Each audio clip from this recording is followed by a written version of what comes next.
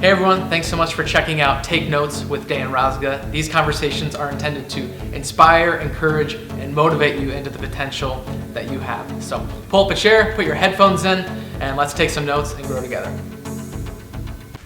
Well, hey everybody, thanks for tuning in to this conversation. I'm here with Drew Harden, who is the president of Blue Compass. Drew, thanks so much. You have an amazing space out here in West Des Moines, and I'm just thankful that you're willing to sit down and chat with me for a little bit. Thank you. I'm thankful you're willing to sit and talk with me. Yeah, of course. So, I have kind of a list of things that I'd love to talk to you about, Blue Compass related, but the first thing that I'd like to actually talk about is, if people don't know, you are Van Harden's son, who's local icon, legend, WHO radio, just recently retired. Yes. Right, a little bit? He did.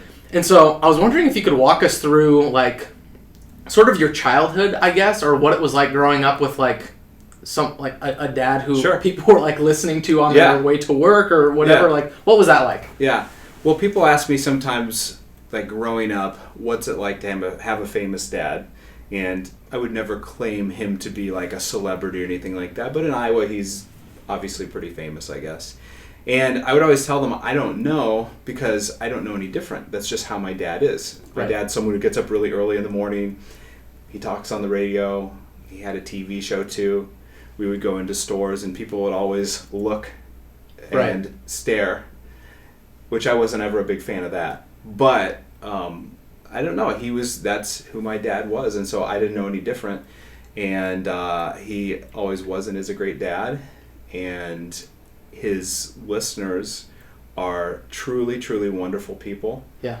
And I've always really enjoyed them. I got up and went to work with him numerous times.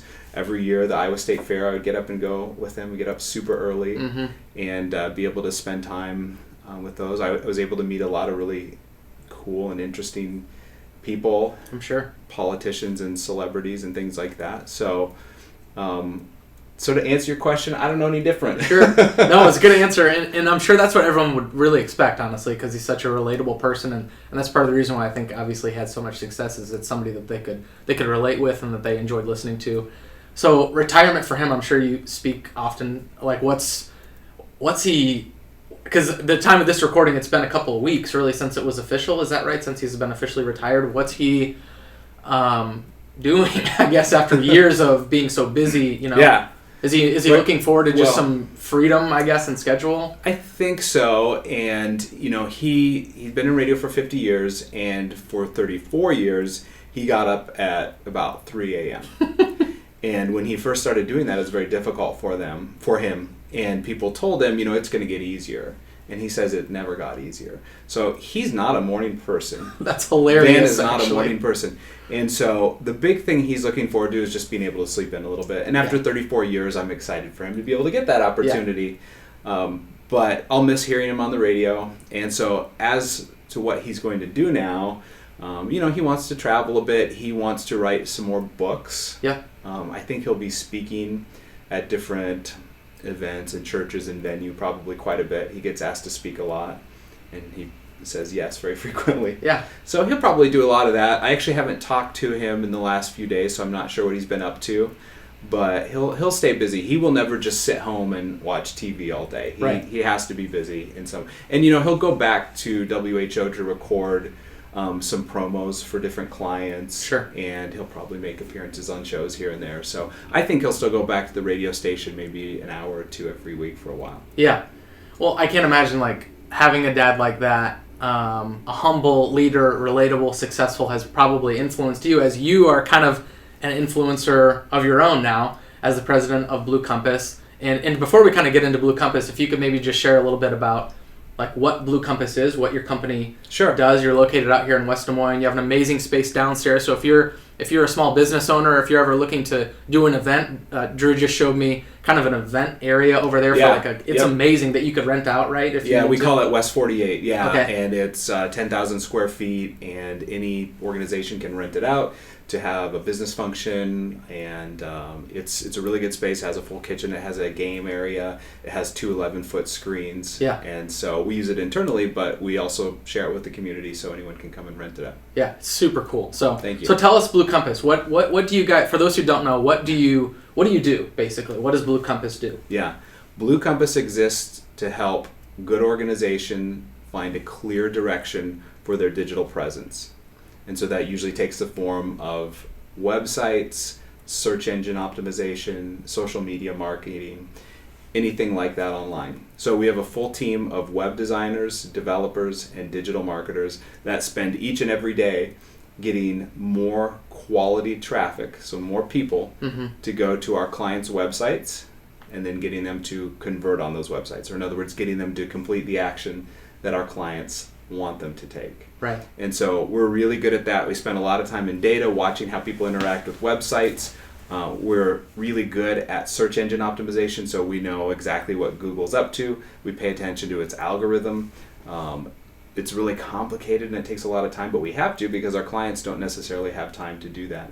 Right. So just being aware of the changes that Google makes is really impactful, because if your website or your web page raises in Google or lowers in Google, that can drastically impact the number of people who come to your website, and therefore that changes the amount of people that convert. So in other words, the amount of people that buy something or fill out a form or register for an event, and obviously that impacts the bottom line for clients. So that's what we do. And it's interesting, and obviously it's kind of funny because so many people have moved digital during COVID by not necessarily choice. It's been interesting. It's just been a time to reevaluate, I guess, or some people have been forced to be innovative, which in some ways I think is actually kind of a good thing, because it's forced people to kind of push their limits a little bit and see what they can do and to be creative. Sure. I'm curious, because I've always thought this. How do you speak with clients and talk about a standard of marketing? Because I can imagine that some people think that an opinion could be kind of relative. How do you know that there's a standard way to market yourself and to get more viewers or to get more clicks? How much of it is trial and error or fact-based data, and how much of it is, because I'm sure you maybe work with people who think, well, I think we should do this, and you maybe would have a disagreement in that. How do you have a standard, or is there a standard? Is it ever changing? Sure. There's a question there somewhere, I think. That's a great question. I don't know if there's a perfect standard, but the standard for every organization should be, how many conversions am I getting? So again, how many forms are being filled out, or people are picking up the phone and calling me, people are inquiring about my product or service. How many people are signing up? How many people are buying a product? How many people are registering? Right. So for us, it all comes down to that conversion, the action that our clients want their audience to take. Yeah. And so if we can determine what that is, that's the standard. Okay. And you can work with TV commercials or radio or print or a web company and potentially get lots of visitors, get lots of traffic. You can pay for a social media post, you can pay for an ad. Getting traffic to your website isn't the world's most difficult thing, but what's really important is what people do when they get to that site. Right. And so there is a lot of trial and error in digital marketing. And so whenever we work with a client, we put together a really good strategy of how to get them to meet their goals. And we have a plan that we follow that's usually pretty proven. Yeah. But every industry, every client is different.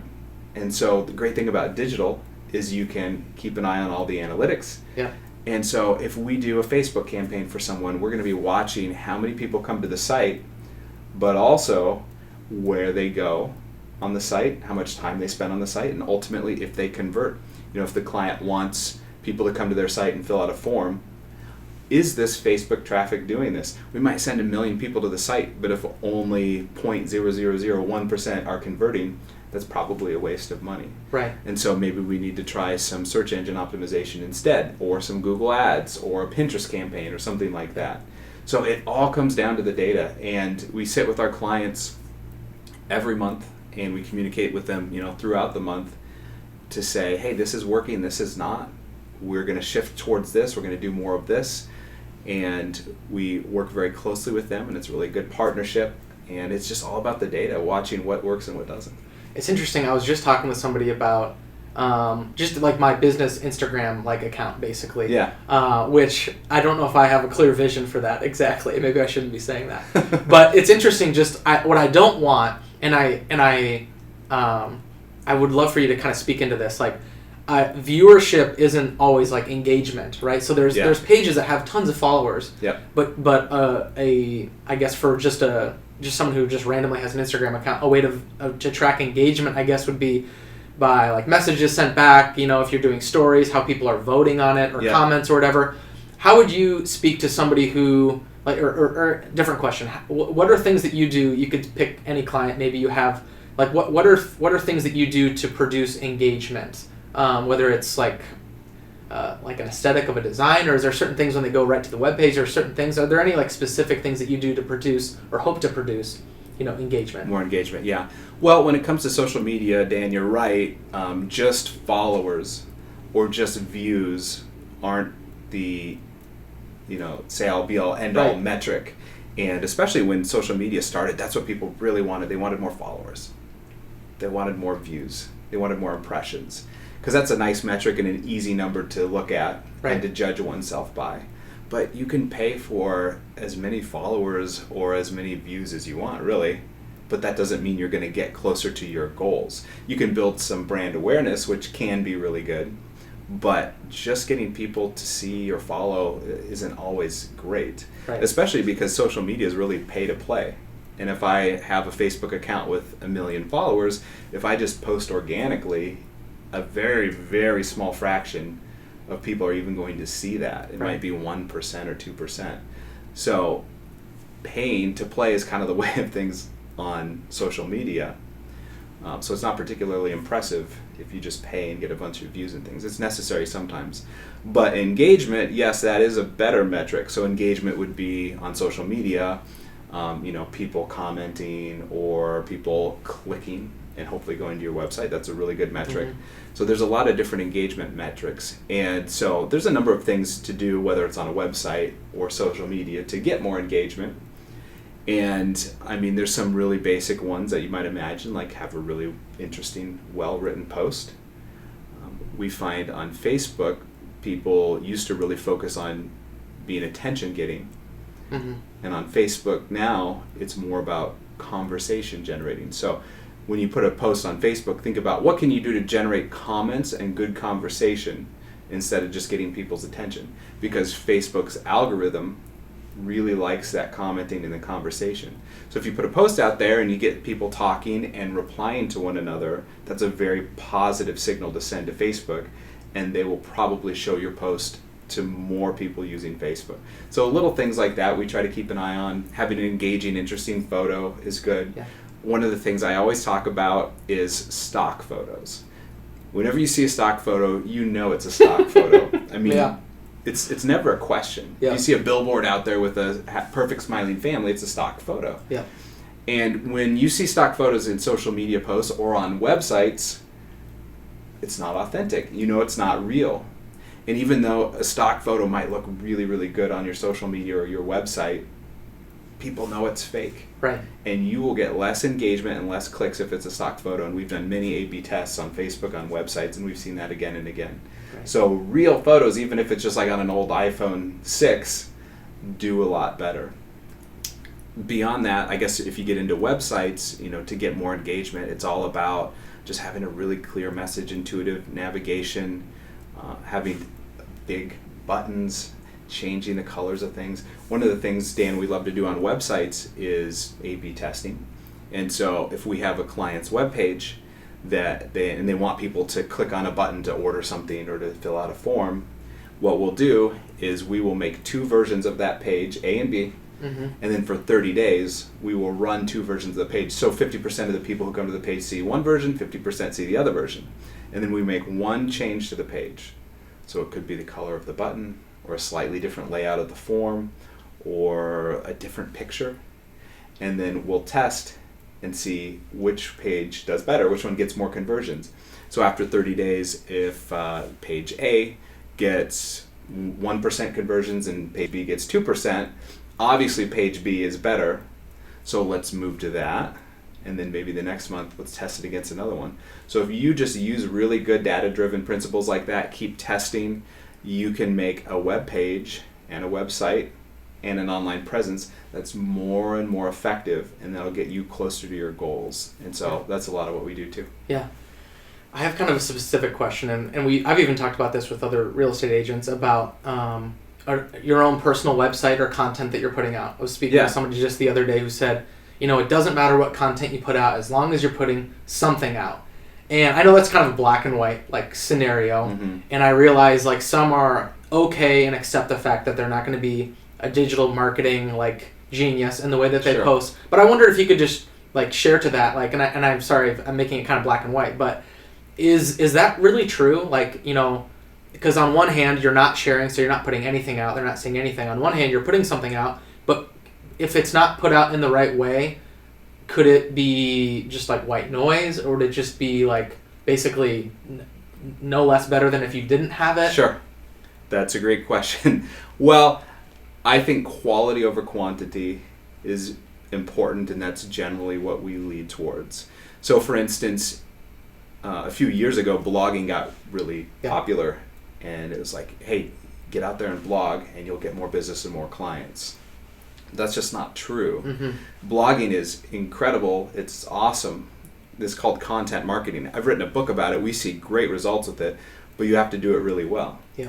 And so when you write a blog or put a video or something like that out there, I think just remember the people who are viewing this, and remember, put yourself in their shoes. You don't want to just see an article with a bunch of words that are meaningless and that aren't particularly helpful. You want to see content that you enjoy, and that helps you do something that gives some expertise away. And so if you're writing a blog article, for instance, I think it's worth putting a lot of time and effort into it. Don't write a 100-page blog article. No one cares about that, and there's not enough value you can share. Write an 1,000-page article. Put some really good images in it. Have it be edited. Make sure it looks really good. If you do that, the odds that you can provide real value to someone is much greater than if you just spend 10 minutes writing a 100-word article. Right. And that's not just for your visitor, it's for Google. Google loves pages that have a lot of high quality content. And Google's entire purpose is to provide valuable answers to its audience. Right. And so if you write a short blog article of 100 words, the odds that you're going to rank in Google are almost none. Almost none at all. But if you write a really valuable article and people go to it and they spend 5 minutes, 6 minutes, 7 minutes, 10 minutes on it, which yes can happen, then Google's going to notice that, because Google's creepy and watches what people do on your website. They're listening. They're listening right now. Yeah. Yes. Hey guys. What's up? And Google sees lots of people enjoying that content and spending time on it. Then Google's going to say, okay, here's a decent piece of content that people seem to be enjoying. Perhaps I should move it a bit higher so that more people can find it. Yeah. And so I think that's really important and really powerful. So quality, in my opinion, is better than quantity. For sure. Especially when it comes to like blogging and making videos. Now on social media, high quality posts are really important as well. But I think on social media, sometimes you can just, if you're a business, sometimes you can just post a nice photo of your coworker's dog they brought in the office, and something simple like that can maybe keep you top of mind, and you can have good results doing that. So it's good to stay top of mind, but just remember, the best way to show that you are an expert, or the best way to prove your expertise of your organization, is not just to claim it, it's to show it by providing great content and expertise. Yeah. Well, I'd like to kind of rewind to the start of Blue Compass. Yeah. And how long have you been here? You're a co-founder of Blue Compass. Yep. You're the president Yep. of the company. How long has Blue Compass been around? 13 years. Okay, so let's go back 13 years, or even maybe a little bit before, so Mm-hmm. you can talk a little bit about its inception. How did it begin? Was it something you'd always thought about doing? Sure. I know you have another co-founder who's also with Blue Compass. Like what happened? How did it Sure. become this? Now you told me you have over 30 team members. We're sitting in an amazing space. I'm sure it wasn't always like this. No. Tell me, how did it start? Well, so back in 2007, I was 25, pretty young, and I had never done anything like this before. I was a graphic designer and an animator, and I worked at a video production company, and it was a great experience, but I knew that they would always focus on video, and they never were particularly interested in truly embracing the web. And I just really love digital. I really love the web. Yeah. And I thought, especially back then, it's so confusing, the world of digital and websites, and organizations aren't necessarily grasping it the right way. It would be really great to be able to give them a clear direction. And so that was kind of the beginning of it. And I was really encouraged by my wife. But the problem was I knew I couldn't do it on my own. Sure. Because I didn't really know anything other than I was a decent designer. And so one of the guys I worked with named Carrie, I had a great relationship with him, and he was in charge of the web department there. And so he and I, hit it off, had a great relationship, and I asked him one day if he wanted to leave this place so we could do our own thing and just focus 100% on digital. And he said no, because his wife was pregnant with their first child, and we had good jobs there, and I thought that was pretty reasonable. Makes sense. Yeah. But I just kept asking him, and I was persistent, and eventually he said yes. I think he was having a bad day. And so this is 2007. We ended up quitting our jobs, and we just worked from our homes, and we didn't really have any clients or any business plan or no funding, no debt or anything like that. Everything's always been very organic. And we were blessed. We were in the right place at the right time, and we were able to get some clients here or there, clients that were willing to take a risk on a couple young, inexperienced guys. And we were just building simple websites, and we ended up getting some decent clients as time went on. And in 2008, we were doing well enough we could get a really small office, and we hired someone in 2008, which was pretty crazy. Mm-hmm. And then 2009, 2010 hit, we ended up hiring a really high quality back-end developer. We started developing our own content management system. We realized around that time that a website's kind of like a car that sits in your driveway. If you don't ever give it any love, it's going to fall apart. And so Sure. we started realizing that search engine optimization was really important. Mm-hmm. We got really serious about it. We started sending our team to conferences all over the country where Google was speaking. We got really, really good at that. That's one of our specialties, and it set us apart, especially here in Iowa and the Midwest, Mm-hmm. our expertise. We got some more amazing clients. We moved into another office in 2010. In 2012, we moved into another office, and then we moved here in 2016. And so, now we have a team of 30, and the rest is history. So there's been, ups and downs over the years, Dan. It's been really difficult at times. It's been really fun most of the time.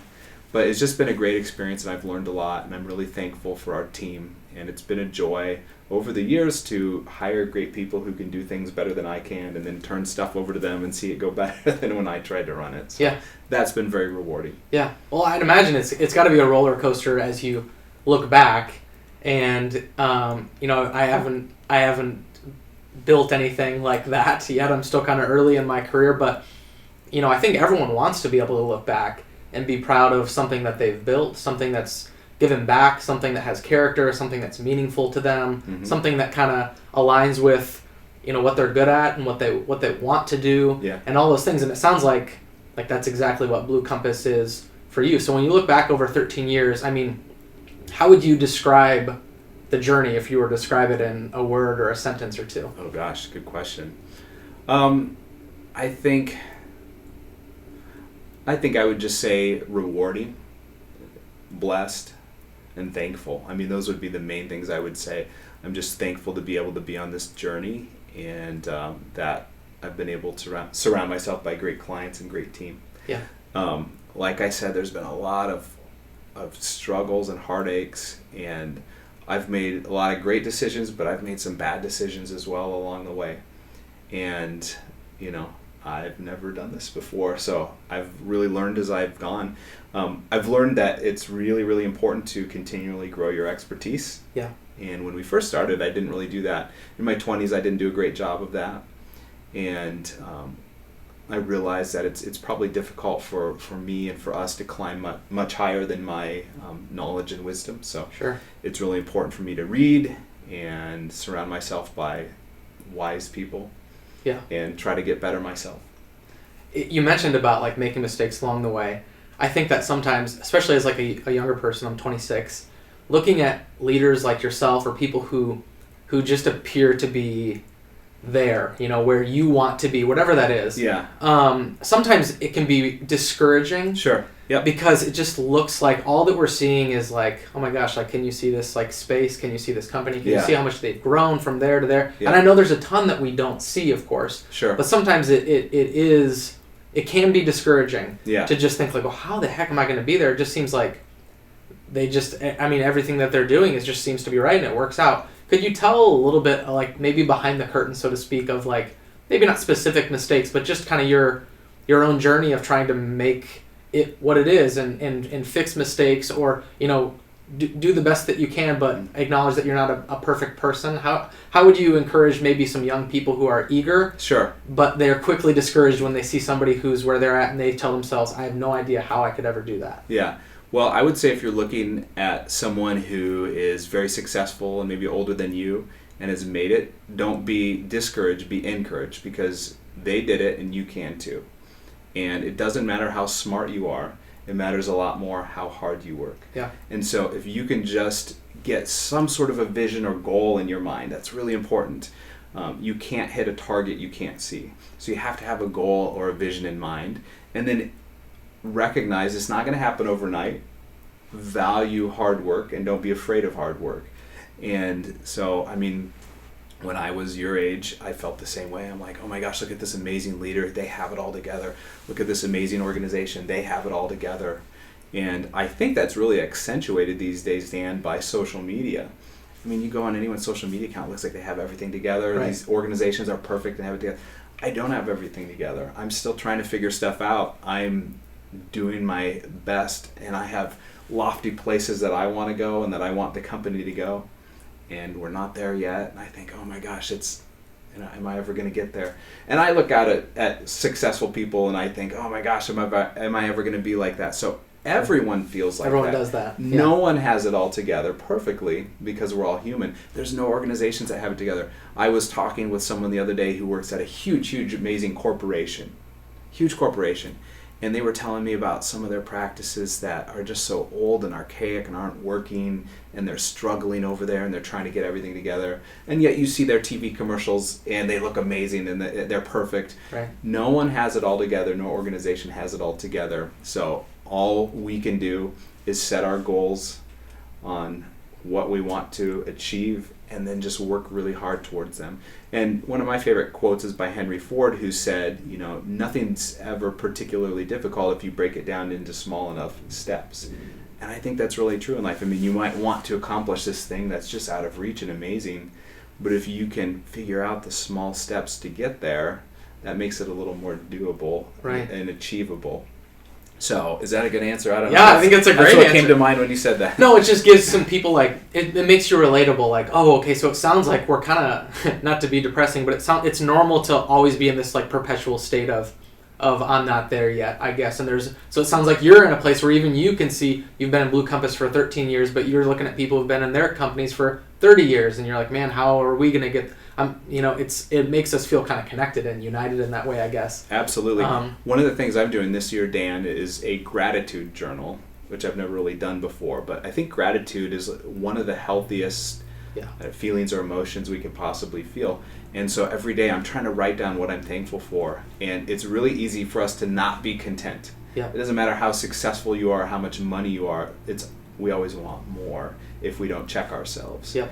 And so, I'm trying to combat that by just reflecting on all the things I have and how thankful I am. And it's difficult, Dan, to balance being content with trying to be excellent and achieve more, because I don't want to just sit and be totally happy with what I have and never grow. But on the flip side, I don't want to always be striving towards something and therefore never be happy because I'm where I want to be. So we have to be grateful, we have to be content with what we have, but we also have to be committed to growing at the same time. Yeah. I got 3 other questions I kind of want to ask. I have no idea how much time you have, but it'd be awkward if you left right in the recording. So I kind of have to. It'd be horrible for PR. I'm stuck. And so you're basically stuck. No, but I have 3 other questions I really want to ask, and the next one is character. I want to talk to you about character of your staff. From the time that we've even sat with each other here, it's evident that you're a humble leader. You're somebody who is wanting to learn from others. You're somebody who's wanting to create an environment where your employees feel like they're doing, satisfying work. How much does character play a role in Blue Compass and the people that you bring onto your team? Well, it plays a huge role.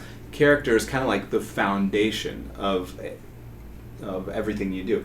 If when they build a skyscraper, they don't just pour some concrete and start building up. If they did, the building would crash and fall over. Right. So the taller you want the skyscraper, the deeper down in the ground you have to dig, and the deeper the foundation has to be. And character is that foundation. Yeah. And so just being humble and honest and grateful, that seeps into everything you think about and everything you do. So having those values, I think, is so important, just because it impacts everything in your life. Right.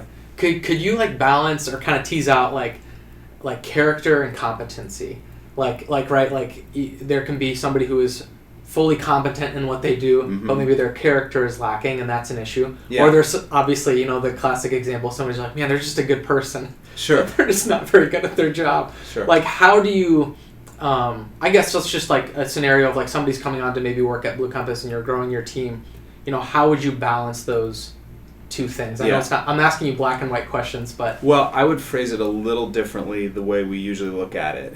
And one of the things I always say is that you can teach skills, but you can't teach personality. Mm-hmm. And you could probably exchange the words you use for those. But you can teach skills, and you can't teach personalities. When we interview people here at Blue Compass, their skill set's really important. I mean, we can't hire someone who's never developed at all or never written a line of code for a developer.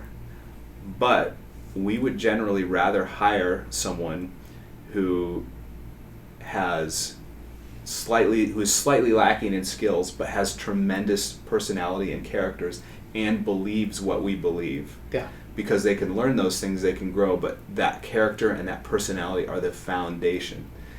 We have to have people who are positive. We have to have a team player who supports the rest of the team. We have to have people who want to grow their expertise. We have to have people who want to give clients their best, and we have to have people who reject drama and gossip. Yeah. So those are the 5 big things. So that makes up character and personality and values.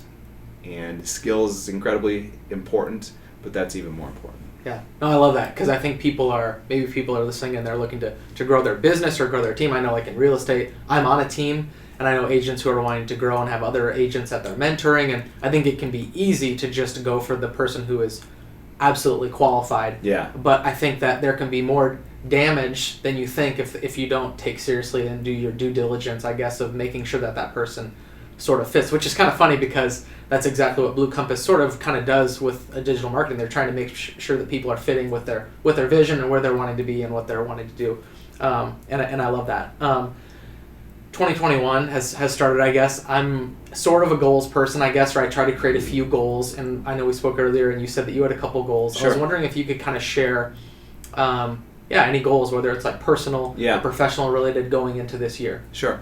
Well, every year I always set some personal goals for myself, and there's goals about just me personally, individually. I have faith-oriented goals. I have health-oriented goals. I have work-oriented goals, and then social, friendship-oriented goals as well. So I mentioned one of them, which is that gratitude journal. Yeah. And so that's big for me this year. Another one is this year I really want to do a good job of making connections with people. And so every weekday, I'm reaching out to someone by writing them an old school card with handwriting. I like that. With a stamp.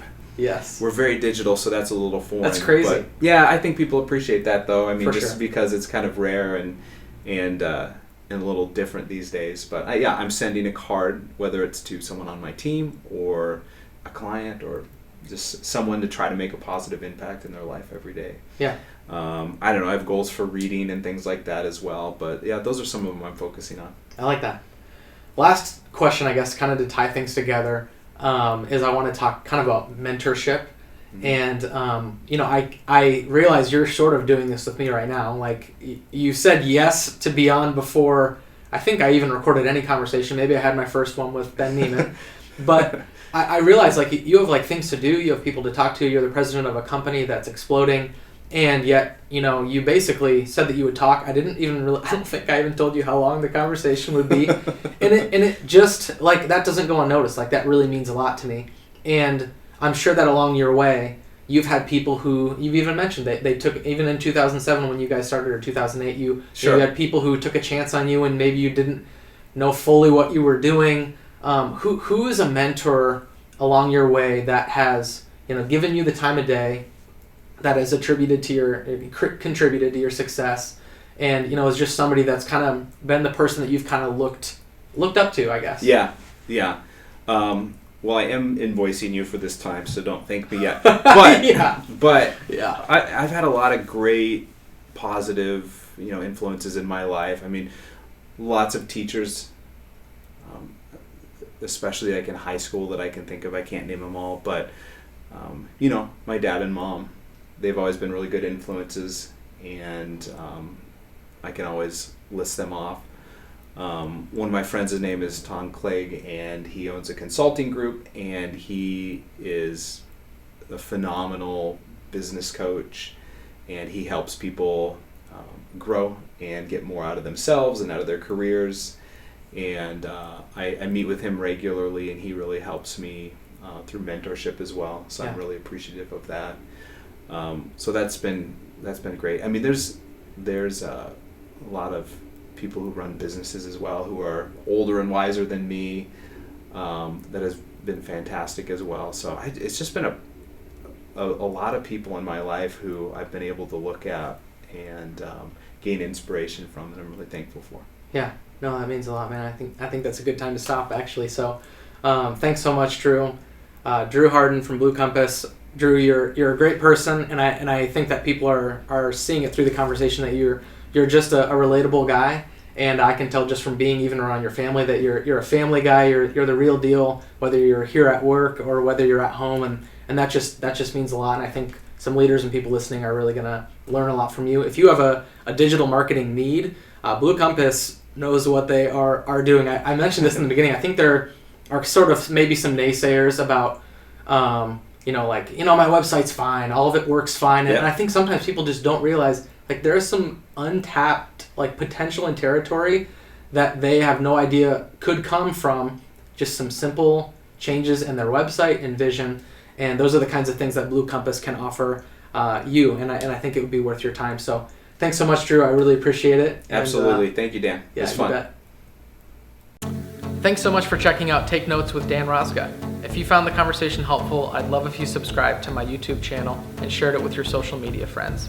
I'd also love the chance to serve you or someone you know with any real estate needs. Please send me an email or give me a call to my contact information below on the screen.